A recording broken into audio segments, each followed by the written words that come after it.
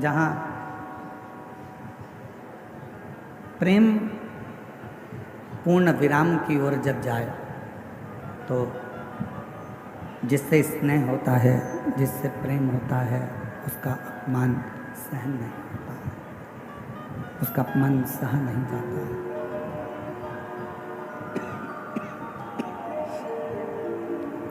उस अपमान को हम सह नहीं सकते। कितना सुंदर एक प्रसंग है कि जबरदस्ती किसी को मंदिर नहीं ले जाया जा सकता। जबरदस्ती किसी को मंदिर नहीं ले जाया जा सकता। जबरदस्ती किसी को कथा के पंडाल में नहीं ले जाया जा सकता। बोलो सही है कि गलत है? आप किसी को बहुत प्रेशर दोगे कि नहीं तुमको मंदिर जाना ही पड़ेगा, मंदिर जाना ही पड़ेगा, मंदिर जाना ही पड़ेगा, ऐसा नहीं है कि वो मंदिर जाए।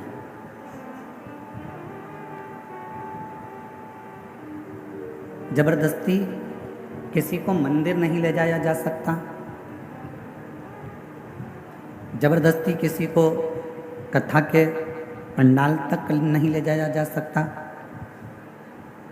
जबरदस्ती किसी को कथा नहीं सुनाया जा सकता। ये काम जबरदस्ती के नहीं है। और प्रेम, स्नेह, ये भी जबरदस्ती नहीं हो सकता। ना कथा के पंडाल में आप किसी को आप कितना भी प्रयास कर लो, आप अपने पति को कहा तुम्हें कथा में चलना ही पड़ेगा, चलना ही पड़ेगा, चलना ही पड़ेगा, आखिरी में मालूम पड़ा उस बात के पीछे विवाद हो गया। पति ने पत्नी से कहा कि तुम्हें कथा में चलना ही पड़ेगा, चलना ही पड़ेगा, उतने में विवाद खड़ा हो।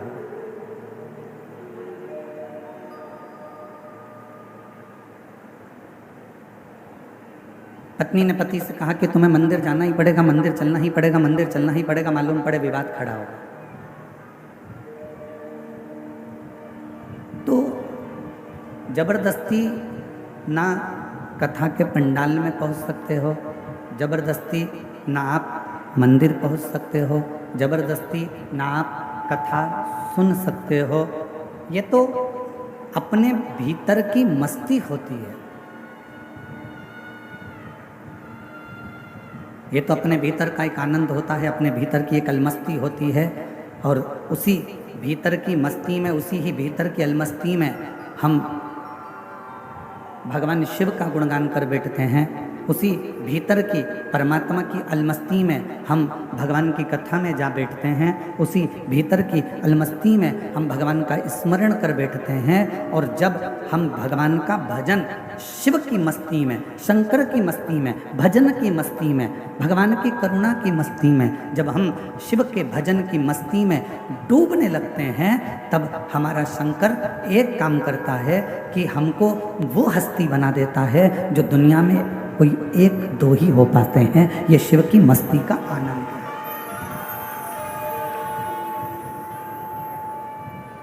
ये भगवान शंकर की अविरल मस्ती का आनंद है। और मैंने तेरे ही भरोसे बाबा, तेरे ही भरोसे हवा बिच उड़ती जावांगी बाबा, डोर हथो छड़ी नामे कटी जावांगी। भोले मैं तेरी पतंग, शंभू मैं तेरी पतंग, हवा बिच उड़ती जावांगी बाबा, डोर हथो छड़ी नामे कटी जावांगी।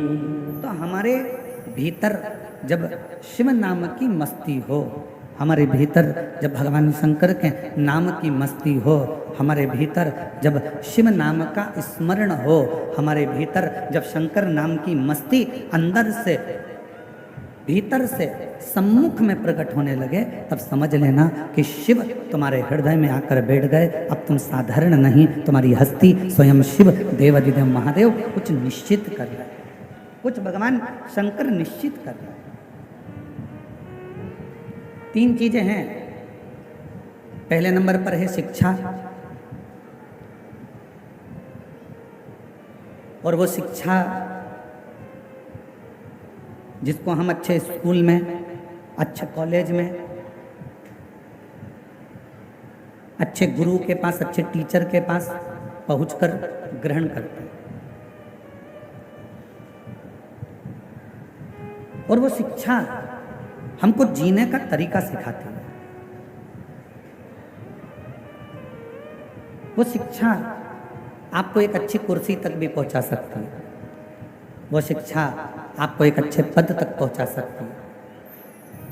फिर दूसरे नंबर पर है धन, पैसा। पैसा आपको गाड़ी भी दिला सकता है, बंगला भी दिला सकता है, जमीन भी दिला सकता है, आपको प्रतिष्ठित भी बना सकता है, वैभवपति भी बना सकता है। और तीसरे नंबर पर है संस्कार। शिक्षा, धन और संस्कार। संस्कार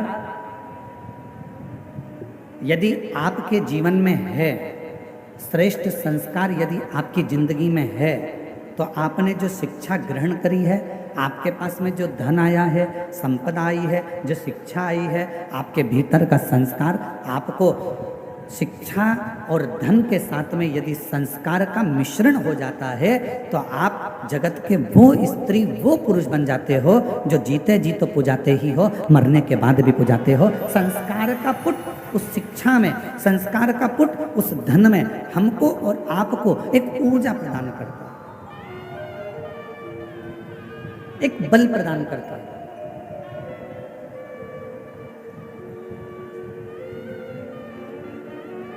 कल कथा में कहा था, और हम फिर निवेदन करेंगे आपसे, आपकी ज़िंदगी में एक बात हमेशा उतार कर रखना।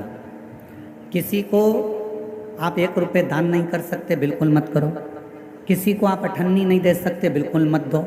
इस व्यासपीठ से हम करें, और एक बार नहीं, हम पहले भी कह चुके। आप किसी को अठन्नी मत दीजिए, 1 रुपया मत दीजिए। आप एक काम करो, अपने घर को, बच्चों को अच्छी शिक्षा दीजिए, और घर के बच्चों को शिक्षा अच्छी दे रहे हो तो फिर उसके साथ एक काम करो, अपने परिवार में कोई पढ़ने का, कोई विद्या अध्ययन करना चाहता है और उसके पास में पढ़ने के लिए पैसा नहीं है, तो उसकी पढ़ाई की, उसकी शिक्षा का पैसा आप दीजिए। और अगर घर में भी अगर बच्चे अच्छे पढ़ रहे हैं और पैसा है, तो पड़ोस में देखो कि कोई शिक्षा अध्ययन करने वाला हो और उसके पास धन नहीं है, तो उसकी शिक्षा का खर्चा आप उठाइए। और वो भी है तो फिर अपनी कॉलोनी में, अपनी सोसाइटी में, अपने एरिया में देखिए कि कोई बच्चा पढ़ने में कमज़ोर है और उसको पढ़ना है, उसके पास धन नहीं है, तो उसके शिक्षा का पैसा आपको देना चाहिए। एक शिक्षा और एक चिकित्सा,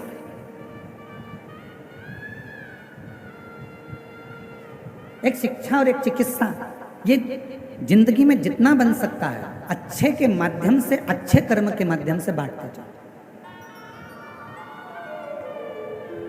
और मत बुरे कर्म कर बंदे, वरना पछताएगा। भगवान की आँखों से तू बच नहीं पाएगा, तू बच नहीं पाएगा। अरे ओ अज्ञानी मत कर नादानी, अरे ओ अज्ञानी मत कर नादानी।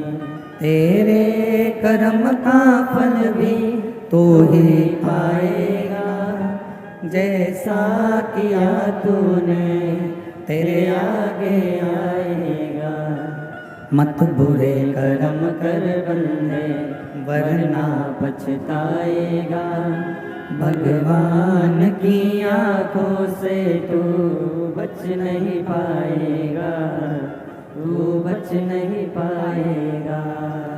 अरे ओ अज्ञानी मत कर नादानी, अरे ओ अज्ञानी मत कर नादानी।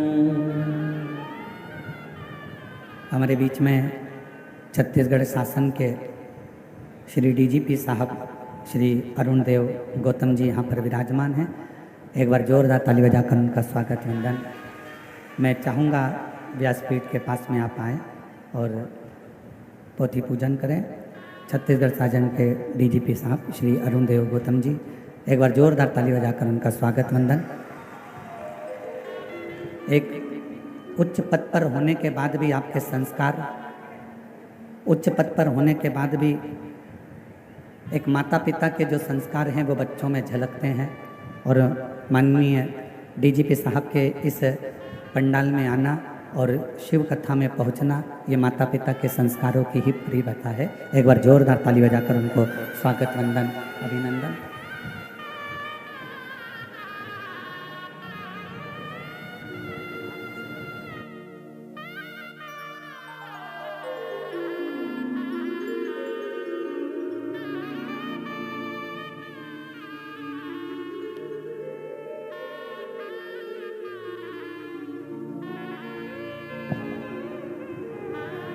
और शंभु शरण पड़े मांगो घड़ी रे घड़ी, दुख काटो दया करीन दर्शन आपो। ओ शंभु शरण मांगू घड़ी रे घड़ी, दुख काटो दया करीन दर्शन आपो। शिव तत्व कह रहा है, भगवान शंकर का पवित्र चरित्र कह रहा है, शिव महापुराण की कथा कह रहे हैं। एक है शिक्षा, दूसरे नंबर पर है धन।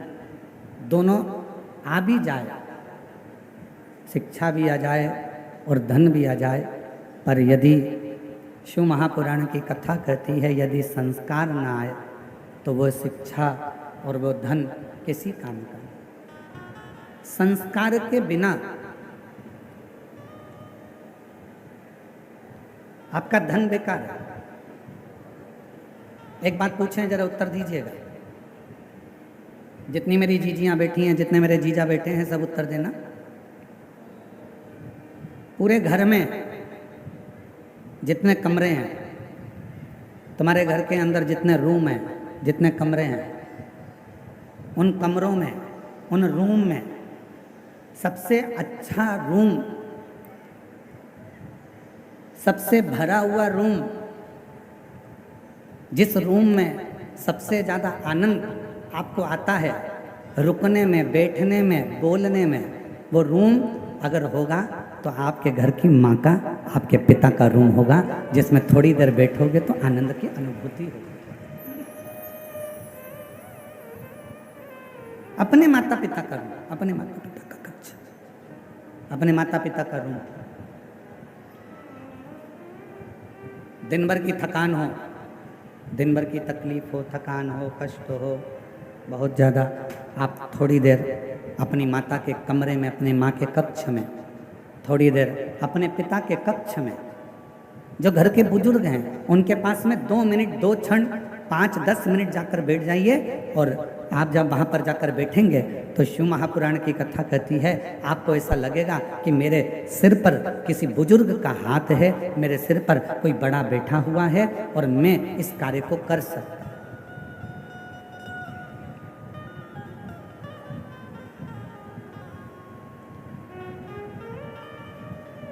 एक श्रेष्ठता का अनुभव, एक अच्छे का अनुभव आपको होगा।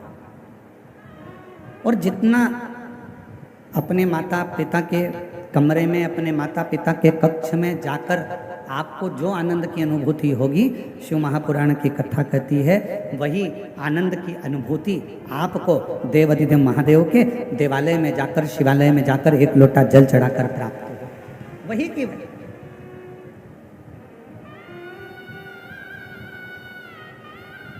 और शिव महापुराण की कथा कहती है, भगवान शंकर का चरित्र कहता है कि एक शिव जी ने माता सती से प्रेम किया, माता सती ने शंकर भगवान से प्रेम किया। दोनों के प्रेम में एक सबसे बड़ा अंतर यह है कि माँ सती जब भगवान देव अधिदेव महादेव से स्नेह करी और सती माता का स्वयंवर दक्ष प्रजापति ने रखा और शिव जी को निमंत्रण ना देकर भगवान शंकर का एक मूर्ति पाषाण की दरवाजे पर खड़ी कर दी। और जो दरवाजे पर पाषाण की मूर्ति खड़ी करी, माँ सती ने जैसे ही उस पाषाण की मूर्ति पर भगवान शंकर की मूर्त पर जैसे ही माला पिनाई, माला पिनाते से ही भगवान शंकर उस पाषाण की मूर्ति से प्रकट हो जाते हैं, उस पाषाण की मूर्ति से सामने आ जाते हैं। अब प्रेम कितना प्रकट हो, प्रेम की कितनी परिभाषा हो, प्रेम की कितनी आनंदता हो, कितनी आनंद। शिव महापुराण की कथा कहती है, यदि आप भगवान देव अधिदेव महादेव से स्नेह करते हो, प्रेम करते हो, शिव को अपना पिता मान लेते हो, भगवान शंकर को अपना एक आनंदमय भाव मान लेते हो और शिव जी के मंदिर में जाकर आप जब एक लोटा जल समर्पित करते हो, शंकर भगवान से अपने मन की बात कहते हो, शिव जी को अपने हृदय की बात जब श्रवण कराते हो, दुनिया की दृष्टि में हो सकता है कि वो पाषाण हो, दुनिया की दृष्टि में हो सकता है कि वो पत्थर का शिवलिंग हो, दुनिया की दृष्टि में हो सकता है कि वो एक पाषाण हो सकता है, दुनिया की दृष्टि में केवल एक पत्थर का एक मूर्ति हो सकती है, शिवलिंग हो सकता है। पर शिव महापुराण की कथा कहती है, जब आप दिल से, प्रेम से, स्नेह से एक लोटा जल शिव को समर्पित करते हो और अपने मन की बात कहते हो, उस समय पर शिव पाषाण के नहीं रहते, पत्थर के नहीं रहते, मेरा ओ घरदानी आपकी बात सुनने के लिए आपके सम्मुख में हालाजुर विराजमान हो जाते।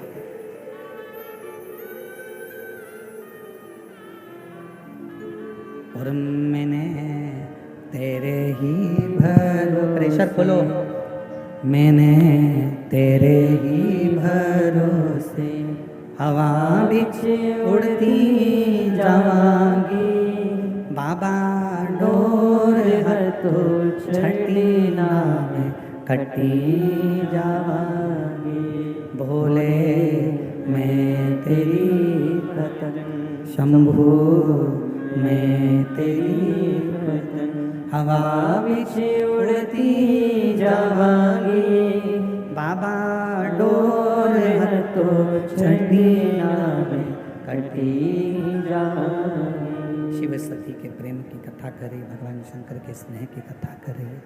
शंकर भगवान माँ सती से जो प्रेम करते हैं, सती माता भगवान शिव से जो प्रेम करती हैं, ये कथा को वर्णन कर रहे हैं। सती और शिव का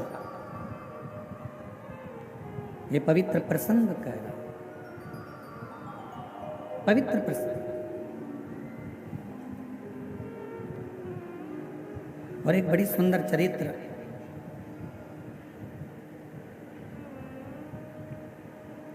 शिव महापुराण की कथा कहती है, जिसको दुनिया ने त्याग दिया,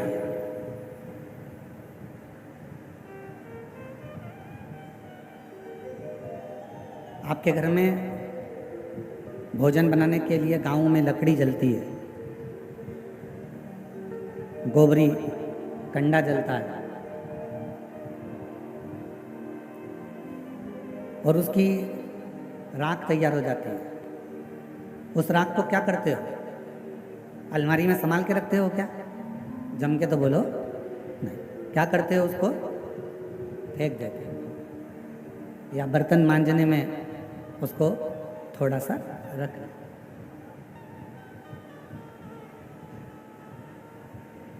अब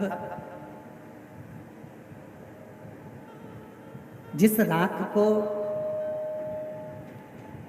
आपने संभाल के नहीं रखा, जिस राख को आपने संजो कर नहीं रखा, जो राख आपकी कंडे से निकली, गोबरी से निकली, लकड़ी से निकली, वो राख आपने उठाकर बाहर फेंक दी, किसी काम की नहीं रही।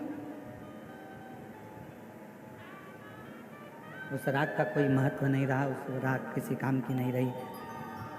तब शिवजी, शिव चरित्र कहता है कि मेरे देव अधिदेव महादेव इतने प्रखर हैं, जिस राख को दुनिया का कोई व्यक्ति प्रयोग में नहीं ले सकता, उस राख को भगवान शंकर अपने शरीर पर धारण कर कर उस राख की भी कीमत बढ़ा देते हैं। वो शिव है। वो भगवान शंकर। गला पकड़ रहा है, थोड़ा मिठास करिए, गला एकदम खींचना पड़ रहा है बोलने में।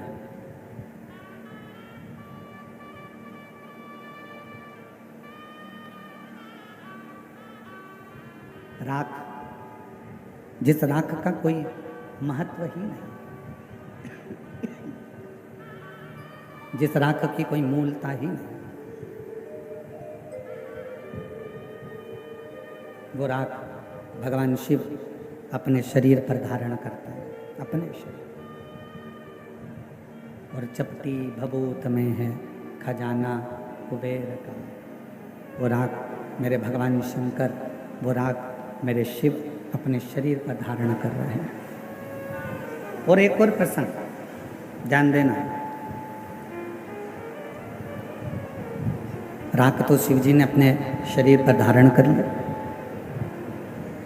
जो सर्प मंथन के समय पर निकला, जो सर्प मंथन के समय पर प्रयोग में लिया गया, प्रयोग में उस सर्प को लिया गया, उसका शरीर पूरा की पूरा घिस गया था, बीच बीच में वो शरीर पूरा रक्त से सराबोर हो गया था। वो सर्प अमृत देवताओं ने ले लिया और विष शिव जी के पास आ गया।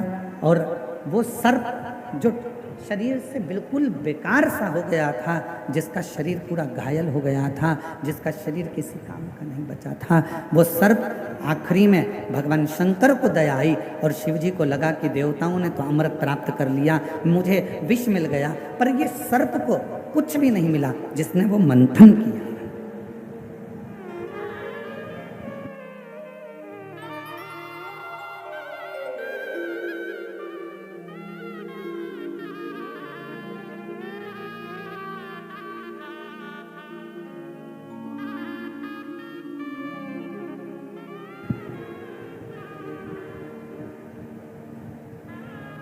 शिव जी ने वो सर्प को देखा कि उसका पूरा शरीर बेकार सा हो गया, पूरा शरीर।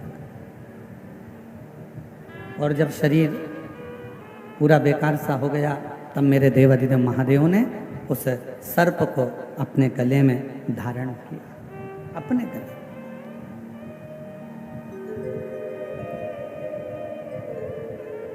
दुनिया जिसको त्याग दे, दुनिया जिसको छोड़ दे, लोग कह दें कि ये नकारा है, किसी काम का नहीं है, किसी काम का नहीं है, दुनिया जिसको नकार दे, दुनिया जिसको छोड़ दे, समझ लेना अगर वो किसी काम का नहीं है, जैसे धतूरा, जैसे कनेर का फूल, जैसे सर्प, जैसे राख, जैसे चंद्रदेव पूरे बीमार पड़ गए, शरीर पूरा गल गया, पूरा शरीर बेकार हो गया, तब वो चंद्रदेव भी जब किसी कार्य के ना बचे, तब देवता भी उससे दूरी बना लिए।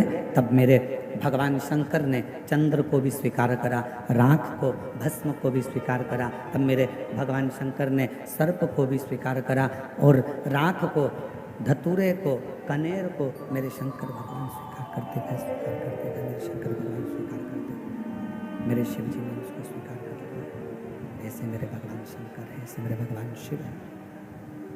और ये शिव, ये शंकर, ये उघड़दानी, ये त्रिकालदर्शी, ये कैलाशी, ये अविनाशी। और मैंने तेरे ही भरोसे, मैंने तेरे ही भरोसे हवा में उड़ती जावांगी, बाबा डोर हत्तो छड़ी नामे कटी जावांगी, भोले मैं तेरी पतंग। जो किसी काम का नहीं हो, जो किसी कार्य का नहीं हो, जो किसी कार्य का नहीं हो, किसी काम का नहीं हो, वो मेरे शिव के काम का, मेरे शंकर।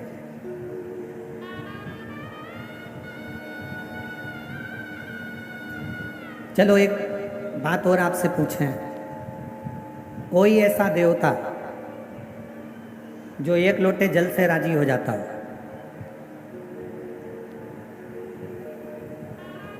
33 कोटि देवता में केवल एक देव अधिदेव महादेव ऐसे हैं जो एक लोटा जल चढ़ाते से ही प्रसन्न हो जाते हैं। केवल एक लोटे जल से ही भगवान शिव प्रसन्न हो जाते हैं। केवल एक लोटे जल।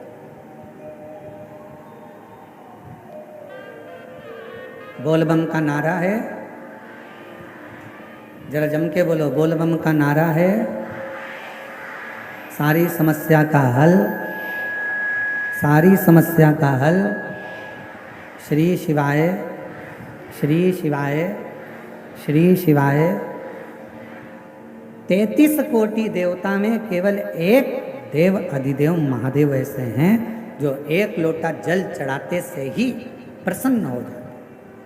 कुछ नहीं चाहिए तुमसे। तुम्हारा धन तुम्हारे पास रखो, तुम्हारी संपदा तुम्हारे पास रखो, तुम्हारा सत्ता तुम्हारे पास रखो, तुम्हारा वैभव तुम्हारे पास में रखो, तुम्हारी पूंजी तुम्हारे पास में रखो, सब तुम्हारे पास में रखिए। शिव जी को नहीं चाहिए, भगवान शंकर जी को नहीं चाहिए।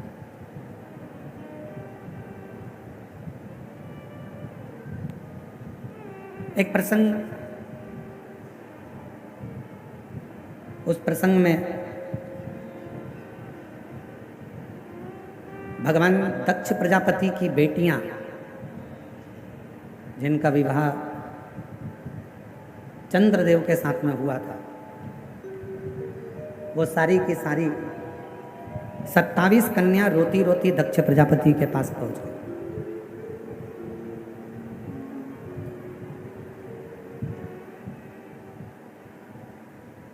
और 27 कन्या जब दक्ष प्रजापति के पास में पहुंची, आंखों में से उनके आंसू निकल रहा था, रो रही थी, नैनों से जल बह रहा था, आंसू बह रहा था। दक्ष प्रजापति ने अपनी बेटियों से पूछा कि तुम्हें हुआ क्या?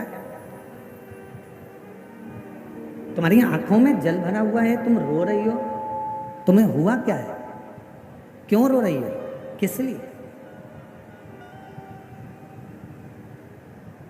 दक्ष प्रजापति की बेटियों ने अपने पिता के गले लगा और गले लगकर दक्ष प्रजापति की बेटियां रोती हुई बोली, पिताजी, हमारे स्वामी जिनके साथ में आपने हमारा विवाह करा है, जिनके साथ हमें परणाया है, हमारी शादी करी है, हमारा विवाह करा है, वो चंद्रदेव केवल एक रोहिणी से प्रेम करते हैं, बाकी का हमसे कोई प्रेम नहीं। केवल एक रोहिणी से, हमसे उनका कोई प्रेम नहीं। शिव महापुराण की कथा कहती है, माता, पिता, परमात्मा और गुरु, इनकी जो दृष्टि होती है वो सम होना चाहिए।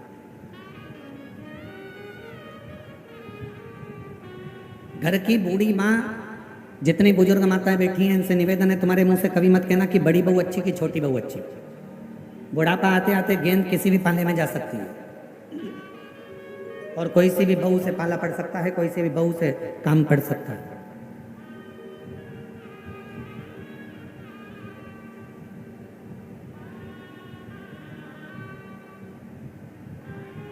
मेरे लिए बड़ी भी ठीक है, मेरे लिए छोटी भी ठीक है, मेरे लिए मंजली भी ठीक है। कब पड़ जाए काम, कोई भरोसा।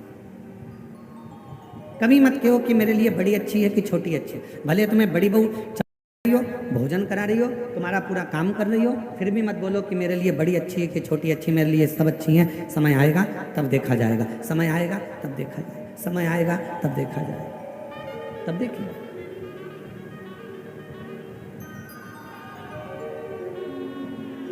पर माता पिता गुरु के लिए तो ये बात है कि सबके लिए समदृष्टि रखो, पर पति के लिए, एक पत्नी की पति के लिए ये बात नहीं है कि समदृष्टि रखो। पत्नी का जो पति है उसके लिए एक ही बात कही कि अपनी अर्धांगिनी, जिससे तुमने 7 भांवर ली है, जिसके साथ तुम्हारा हथलेवा हुआ है, जिसके साथ तुम विवाह करे हो, उसके प्रति समदृष्टि नहीं, उसके प्रति तुम्हारी पूर्ण दृष्टि होना चाहिए, उसमें तुम्हारा स्नेह होना चाहिए, पूर्ण दृष्टि, उसमें तुम्हारी पूर्णता। दक्ष प्रजापति की बेटियां नैनों से नीर बहा रही हैं, आंखों से आंसू बहा रही हैं, रो रही हैं। पिता ने पूछा क्या हुआ, तुम रो क्यों रही हो, किस लिए रो रही हो, तुम्हारी आंख में आंसू क्यों है, क्यों रो रही हो, क्या बात है। कहा चंद्रदेव हमारे ऊपर ध्यान नहीं देते। दक्ष प्रजापति ने उसी समय पर एक पत्र लिखा, चंद्रदेव के पास निमंत्रण भेजा। एक अच्छा ससुर, एक अच्छी सास अपनी बेटी को भी समझाती है और अपने दामाद को भी समझाती है। पर एक आज का जमाना बड़ा विचित्र है। आज के ज़माने में बेटियों को कह दिया जाता है कि बेटा जितना बने उतना काम करना, वरना अपने कमरे में जाकर बैठ जाना।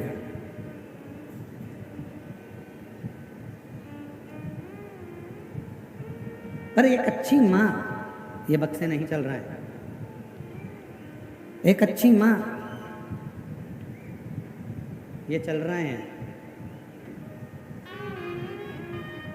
एक अच्छी माँ और एक अच्छा पिता जब अपनी बेटी के या दामाद के पास में जब कोई बात होती है, या कोई प्रसंग होता है, या कोई विवाद हो जाता है, या कोई लड़ाई हो जाती है, तो सास ससुर अपनी बेटी और दामाद दोनों को समझाते हैं, दोनों को समझाते हैं।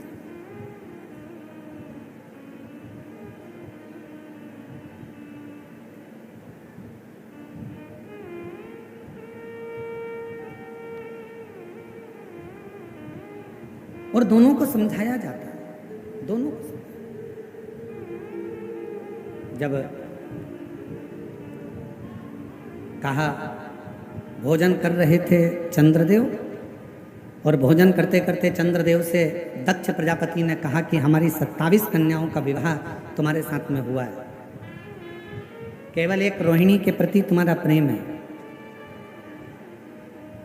केवल एक रोहिणी के प्रति तुम्हारा स्नेह, उसके सिवाय तुम्हारा स्नेह, तुम्हारा प्रेम किसी अन्य रानी पर नहीं है। पर यह ठीक नहीं है। आज हम आपको समझा कर भेज रहे हैं, प्रयास करिए अपनी सारी रानियों को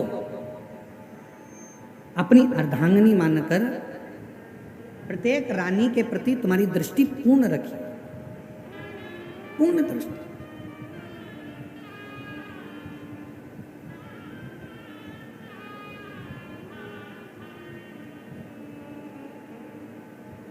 कहा ठीक है, जो गलती हुई है उसे मैं क्षमा चाहता हूं। और शिव महापुराण की कथा कहती है, भगवान शंकर का चरित्र कहता है, शिव तत्व कहता है, परिवार वाले रूठे चल जाएगा, चलेगा, नातेदार रूठे चलेगा, रिश्तेदार रूठे चलेगा,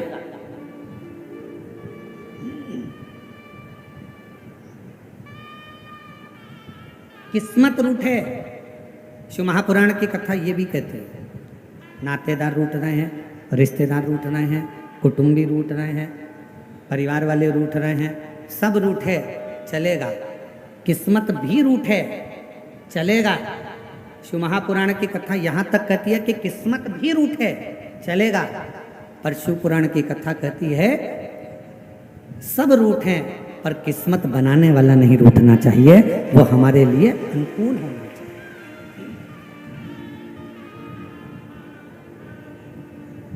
परिवार रूठेगा चलेगा, नातेदार उठेंगे चलेगा, रिश्तेदार उठेंगे चलेगा, चलेगा। शंभु शंभु शंभु शंभु। नातेदार उठेंगे चलेगा, रिश्तेदार उठेंगे चलेगा, कुटुंब वाले चलेगा। शंभु शंभु। रिश्तेदार, नातेदार, कुटुंबी, कबीले वाले, कोई भी रूठेगा चलेगा, यहाँ तक कि किस्मत रूठेगी वो भी चलेगी। पर शिव महापुराण की कथा कहती है कि किस्मत बनाने वाला नहीं रूठना चाहिए। जिसने हमारा भाग्य बनाया, जिसने हमारी किस्मत बनाई, जिसने हमारा भाग्य बनाया, वो ना। और संगी रूठे, साथी रूठे, रूठे जग सारा, पर एक नहीं रूठे भोलेनाथ जी हमारा।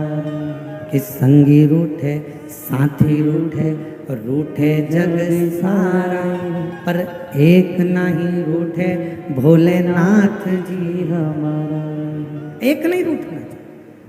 परिवार रूठ जाएगा चले जाएगा, कुटुंब रूठ जाएंगे चले जाएगा, नातेदार रूठ जाएंगे चले जाएगा, रिश्तेदार रूठेंगे चलेगा, यहाँ तक किस्मत भी रूठेगी ना तो चलेगा, पर किस्मत बनाने वाला नहीं रूठना चाहिए। जिसने हमारा भाग्य बनाया, जिसने हमारी किस्मत बनाई, वो ना रूठे।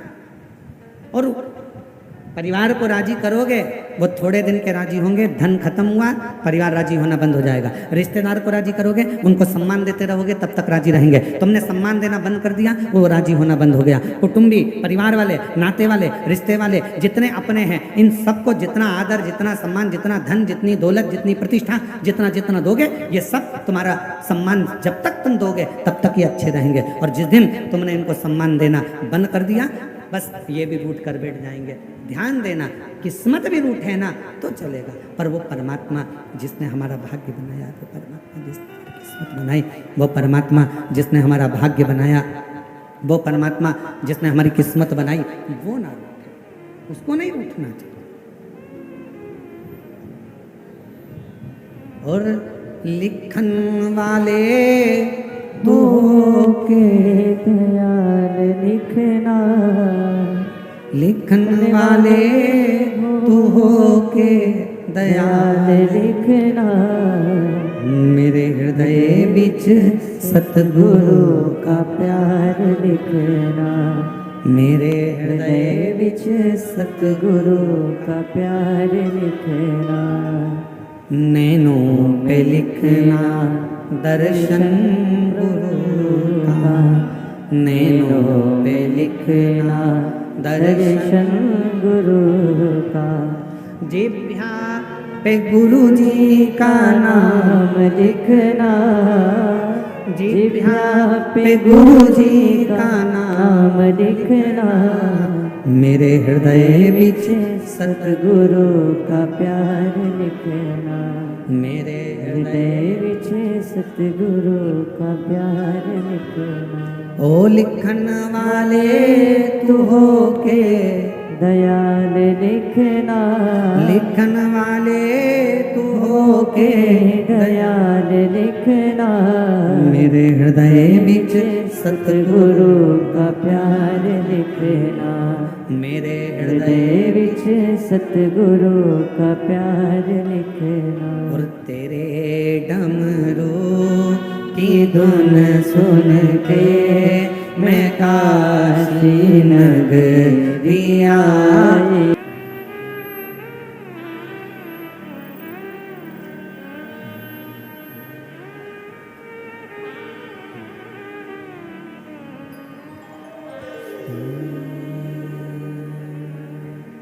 शिवाय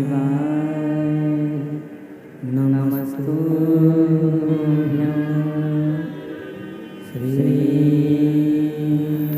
शिवाय नमस्तुभ्यं श्री शिवाय नमस्तुभ्यं श्री शिवाय नमस्तुभ्यं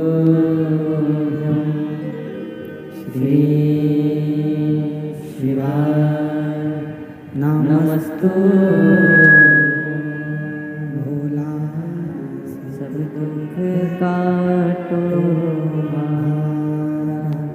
भोला सब दुख काटो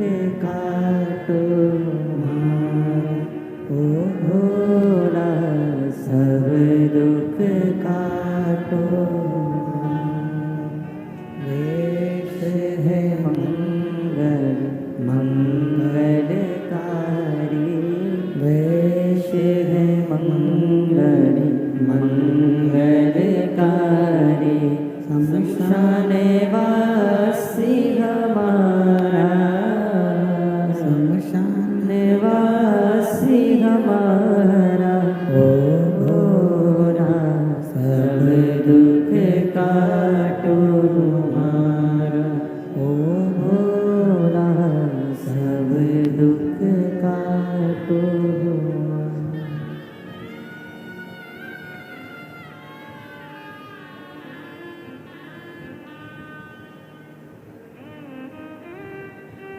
बाबा देवादिदेव महादेव, भगवान शिव, भगवान गढ़दानी, प्रकाशदर्शी, कैलाशी, विनाशी, भगवान शंकर की पवित्र कथा वर्णन कर रही है।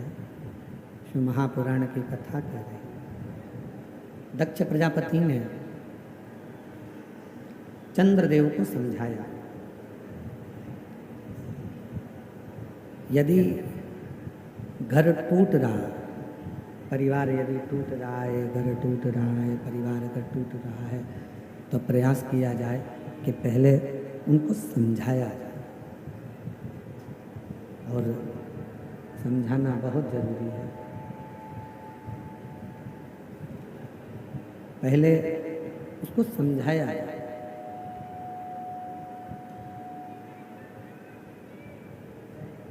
एलईडी चालू करवा दीजिए, एलईडी वाले एलईडी चालू करें।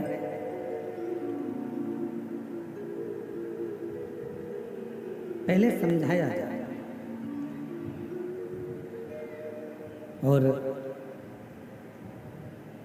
भगवान देवादिदेव महादेव, भगवान शंकर की कथा कर रहे हैं। एलईडी सिस्टम वाले एलईडी चालू करें सब जगह की। शिव कथा कर रहे हैं। आवाज नहीं आ रही है, आवाज।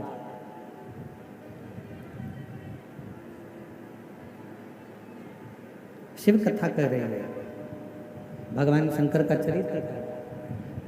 दक्ष प्रजापति ने समझाया,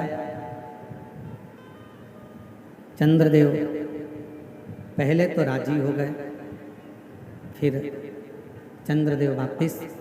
रोहिणी के प्रति उनका प्रेम बड़ा था, परंतु बाकी की जो रानियां हैं उनके प्रति उनका प्रेम नहीं था। और शिव महापुराण की कथा कहती है कि जहां प्रेम है वो आपको खींच कर लेकर आए। स्नेह।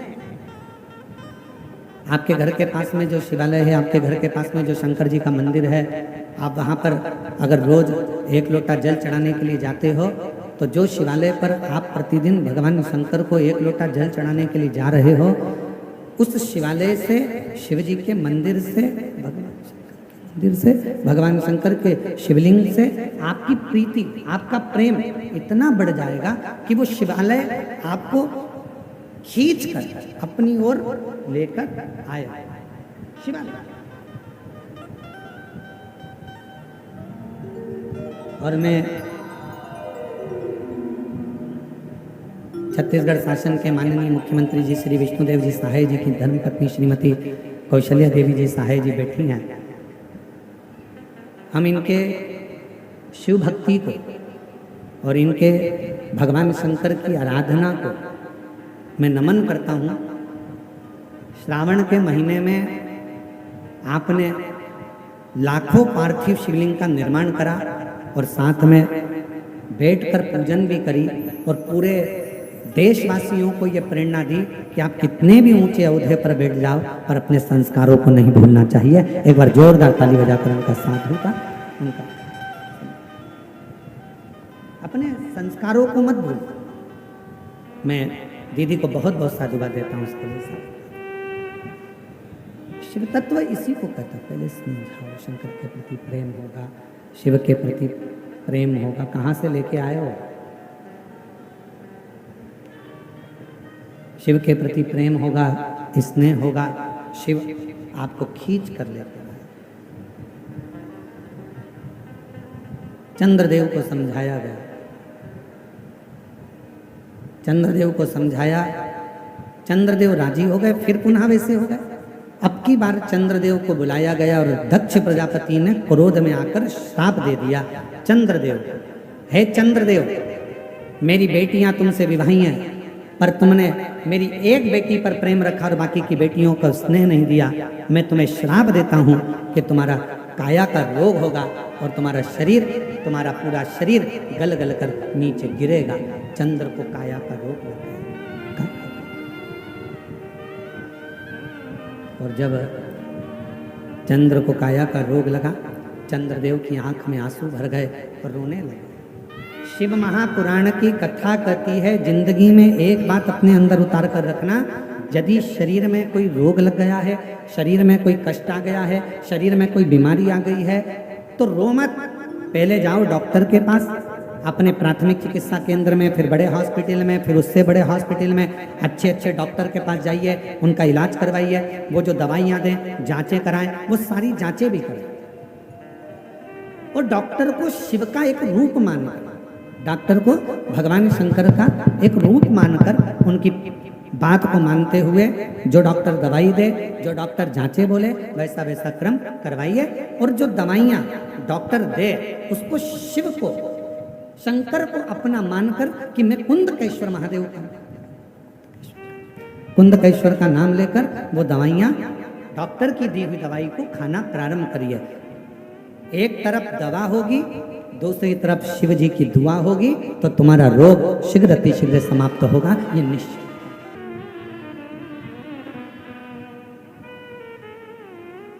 इतना भीड़, पूरा की पूरा गांव जो दूसरे धर्म में चले गया था, वो गांव में वापिस शंकर जी की स्थापना होना, वापिस गुड़ादेव की पूजन होना और पूरा गांव वापिस सनातनी होना, ये दुनिया को रास नहीं आ रहा, ये दुनिया को रास नहीं आ रहा। इसलिए सियोर वाले महाराज को कैसे बदनाम किया जाए, उसकी चाल चली जाती है। कहीं से खबर आ जाती है 31 लाख। अरे मेरी जीजियों, तुम्हारे भाई का बाप कुबेरेश्वर महादेव है, 31 लाख की जरूरत नहीं पड़ती है। जिसके दरवाजे पर आकर दुनिया झोली फैलाकर गरीब बड़ा सेठ बन जाता है। जब हमारे पास में कुछ नहीं था, पिताजी चने का ठेला लगाते थे, सियोर में भी बहुत बड़े बड़े सेठ थे, उनके आगे हाथ नहीं फैलाया, तो तुम्हारे आगे कौन फैलाएगा री जीजियों। बैठा है मेरा कुबेरेश्वर बाबा, मेरा कुबेर भंडारी बैठा है। केवल आज दुनिया के लोगों को ये ठीक नहीं लग रहा है कि अपने छत्तीसगढ़ में आ रहा है, कैसे भी रोको, ये धर्मांतरण को रोक दिया, पूरे गांव गांव में शंकर जी को लाकर बिठा दिया। अब तो ये हालत है कि कोई से भी देवता का मंदिर हो, उसके अंदर भी शंकर जी का शिवलिंग बैठते जा रहा है और लोग शिव जी को जल चढ़ा रहे हैं। ये सहन नहीं हो रहा, ये सहा नहीं जा रहा। और मेरी जीजियों, इस व्यासपीठ के माध्यम से पहले भी आप लोगों को हाथ जोड़कर कहा और आज भी कहता हूं, कर्जा लेकर कथा मत कराना, किसी से मांग कर कथा मत कराना। मेरा कुबेरेश्वर बाबा जब तुम्हारी झोलियां खुशियों से भर दे, तब तुम अपने बल पर कथा कराना, मेरा बाबा दे तब करना। कभी कर्जा लेकर कथा मत करा, कभी कर्जा लेकर कथा नहीं करिएगा। और बात रही तुम्हारे भाई की, तो मेरी जीजियों, आपसे केवल इतना सा निवेदन करूंगा कि जिंदगी में हाथ भी अगर फैलाऊंगा तो मेरे कुबेरेश्वर बाबा के आगे फैलाऊंगा, जगत के आगे नहीं। शिव शिव, शंकर शंकर। आप अपने विश्वास पर दृढ़ रहो, आप अपने भरोसे पर दृढ़ रहो। हमें मालूम है कि सनातन धर्म जाग रहा है, हमें मालूम है धर्मांतरण रुक रहा है, तो कहीं ना कोई किसी ना किसी रूप में जो सनातन धर्म को उठता हुआ नहीं देखना चाहते हैं, जो सनातन धर्म को नीचा गिरता हुआ देखना चाहते हैं, जिन्होंने गांव से, छोटे छोटे वनवासी क्षेत्र से मंदिर बाहर कर दिए, जिन्होंने भगवान की पूजन बंद करवा दी, जिन्होंने मंदिरों के ताले लगवा दिए और धर्मांतरण करा करा कर दूसरे धर्म में ले जाकर बिठा दिया, आज उनके पेट में बहुत दर्द हो रहा है। इसलिए वो धीरे धीरे बदनामी का क्रम चालू कर दिए हैं। पर डरना मती, भगवान राम जब वन में गए थे, उन्होंने सब कुछ छोड़ दिया था। भगवान राम वन में गए थे तो उन्होंने सारा श्रृंगार छोड़ दिया, सब कुछ छोड़ दिया, कपड़े भी छोड़ दिए, मुकुट भी छोड़ दिया। पर मेरे राम जी ने धनुष और बाण नहीं छोड़ा था, क्योंकि उनको मालूम था कि रास्ते में अधर्मी मिलेंगे, ये जीने नहीं देंगे। इसलिए उन अधर्मियों के लिए मेरे राम जी ने धनुष और बाण रखा था, और सियोर वाले महाराज ने एक लोटा जल और सारी समस्या का हल अपने हाथ में रखा।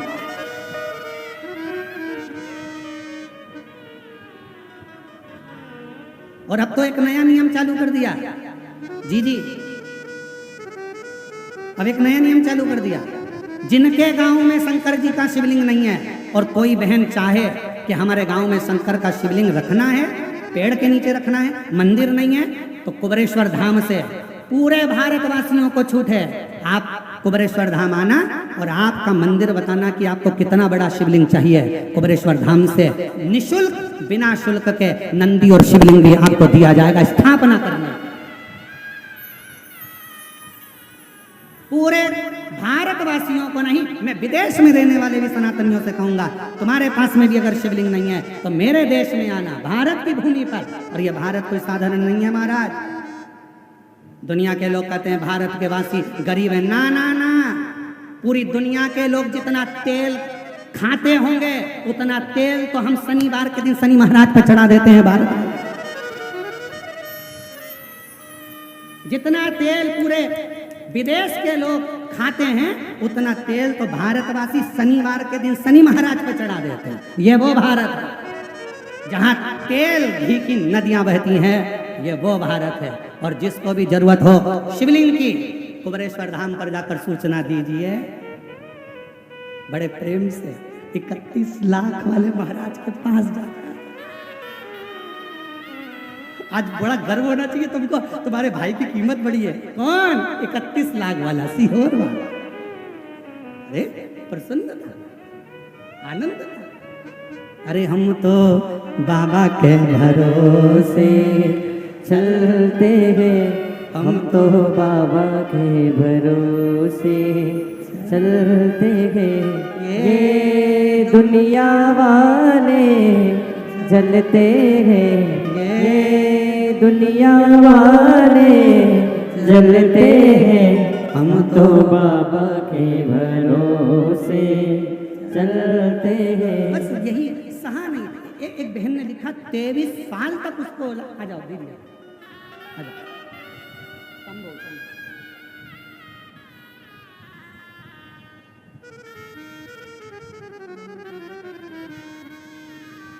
बेटा सीए बना है, एक बार जोरदार ताली बजाकर साधु बजा। बेटे ने हिम्मत छोड़ दी थी, पर माँ आपको धन्यवाद है जो आपने अपने बेटे को हिम्मत दी और कहा कि तू अच्छे से पढ़ाई कर। सीहोर वाला महाराज कहता है दिन रात एक कर और आपकी मेहनत है।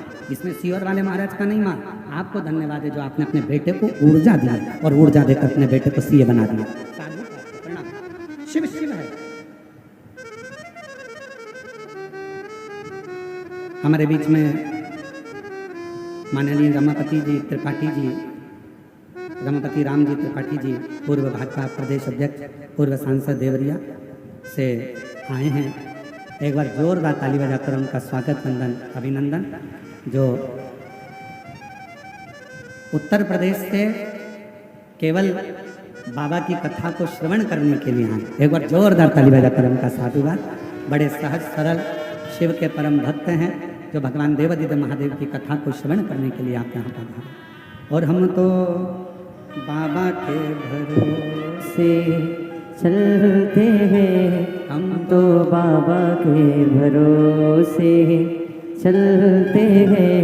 ये दुनिया वाले जलते हैं, ये दुनिया वाले जलते हैं, हम तो बाबा के भरोसे चलते हैं, हम तो बाबा के भरोसे चलते हैं। शिव शिव है, उसको भजो, उसको स्मरण करो।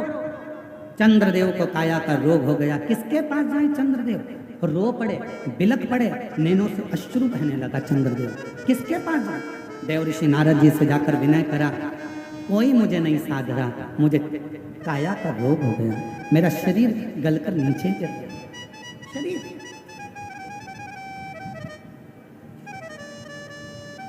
मुझे काया का रोग हो गया, मेरा शरीर गलकर नीचे गिर रहा है, कृपा करिए, करुणा करिए,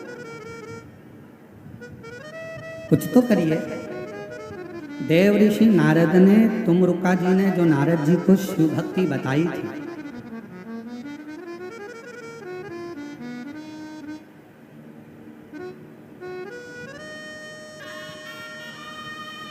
अब तुम देखो कहाँ बैठ के ये कथा सुन रहे हैं। वापिस दिखाओ जरा इसको, वापिस दिखाओ, दिखाओ जरा कहाँ के पेड़ पे चढ़े बैठे हैं राम जी।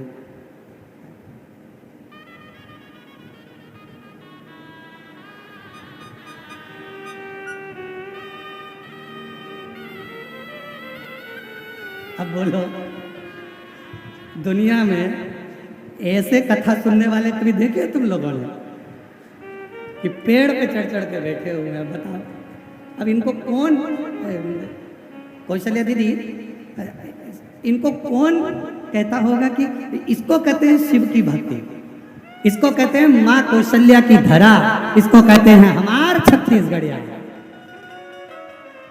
छत्तीसगढ़िया, छत्तीसगढ़िया इसको कहते हैं। बंद हो गए इसको कहते हैं हमारे छत्तीसगढ़िया। छत्तीसगढ़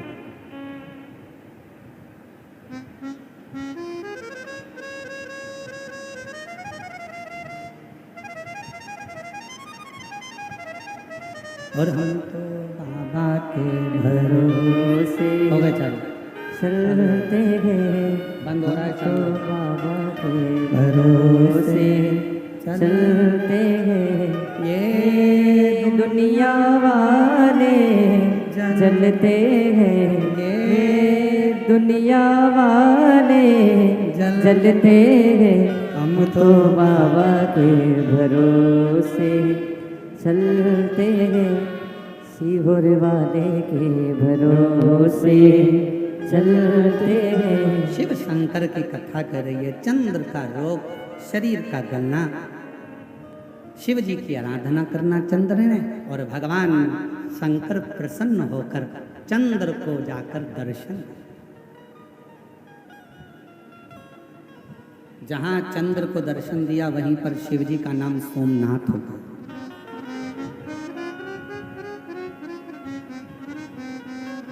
वही शिव जी का नाम सोमनाथ होगा।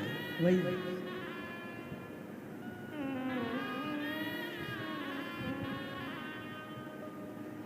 ए पेड़ पे तो बैठे हो पर टपक मत जाना रे।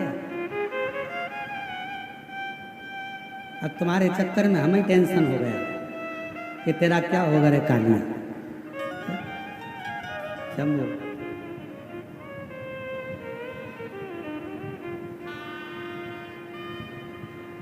अब दुनिया वालों को ये सोचना पड़ेगा आखिर ये शिव पुराण में है क्या जो लोग टंग टंग के सुन रहे हैं।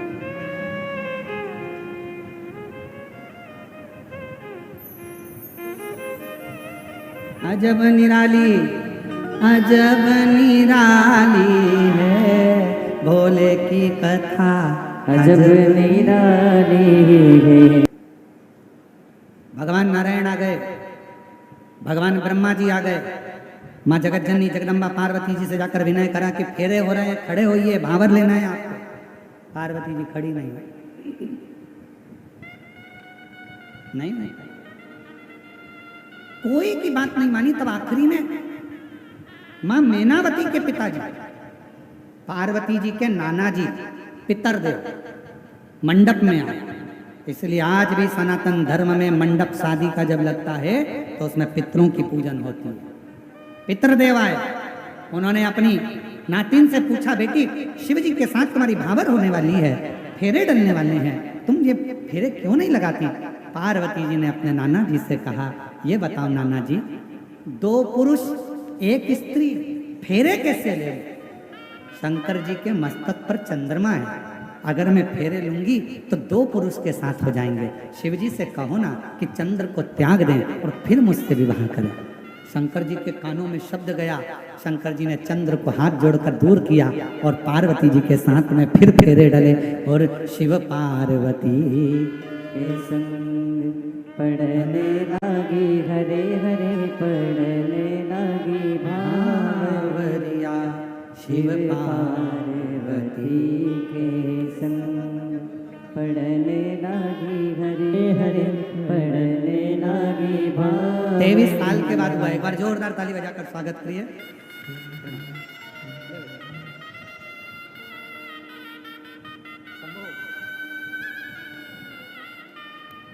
23 वर्ष के बाद बाबू ने जन्म लिया है। एक बार जोरदार ताली बजाकर स्वागत करिए। शिव कथा कह रही है, भगवान शंकर की अविरल लीला कह रही है, सुंदर गणेश कार्तिकेय का संवाद कह रहा है। हमारे बीच में छत्तीसगढ़ शासन के माननीय मुख्यमंत्री जी की धर्मपत्नी श्रीमती कौशल्या देवी सहाय जी विराजमान हैं। मैं निवेदन करूंगा कि मंच पर आएं, व्यासपीठ का पूजन करें और 1 मिनट का उद्बोधन आपका भी इस व्यासपीठ से हो। हमारे बीच में माननीय रमापति जी, राम त्रिपाठी जी, पूर्व भाजपा प्रदेश अध्यक्ष, पूर्व सांसद देवरिया से यहाँ पर विराजमान हैं। उत्तर प्रदेश से आप यहाँ पधारे हैं शिव जी की पवित्र कविता को श्रवण करने के लिए। मैं उनसे भी निवेदन करूँगा वो भी व्यासपीठ का पूजन करें और फिर इसके बाद 1 मिनट का उद्बोधन उनका भी श्रवण करें। आरती का क्रम उद्बोधन के बाद प्रारंभ होगा। कथा निरंतर आनंद के साथ आज चल रही है। 2 दिन की कथा हो रही है और कल श्रावण के महीने की चौथी सोमवारी है। सावन की महीना विराम पर जा रहा है और विराम